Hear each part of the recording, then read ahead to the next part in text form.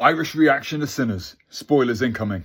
So I came into this movie not knowing about the vampires. I only watched about 10 to 15 seconds of the trailer. Ryan Coogler is one of my favorite directors, so he's kind of an automatic win. And I have another video on this channel about how watching trailers only up until a certain point is a wise move. So yeah, vampires, complete surprise. And Irish vampires, even bigger surprise, but a welcome one. For the record, Irish passport, Galway boy, but family all over.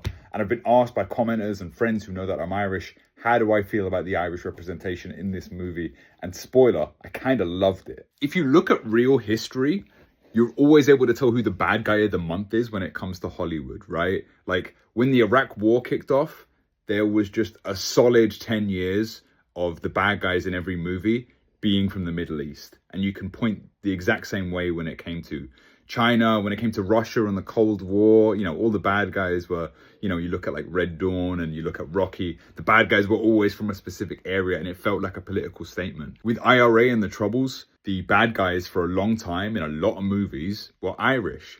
So seeing the Irish kind of be the bad guy here was weirdly kind of therapeutic. It kind of like showed that culture was kind of healing a little bit. Coogler handles the racial element of this so delicately. It's incredibly impressive. He mentioned in an interview with Straw Hat Goofy about how the Irish people actually have so much more in common with the black people of the juke joint than they do with white people. You know, when I studied Irish history in school, I would see photos of pubs and restaurants around the UK where I was going to school, where the signs outside the pubs would say, no blacks, no dogs, no Irish. Remick talks about losing his land to the white Christians however many hundreds of years ago, and that's why he reaches out first to the Native Americans, now to the black people, because in his mind, the enemy of my enemy is my friend. I know the actor who played Remick did Irish dancing at school, and the time and detail and attention that went into that whole scene, the music, the choreography, the extras, the camera work was amazing. I kind of don't expect Ryan Coogler to half-ass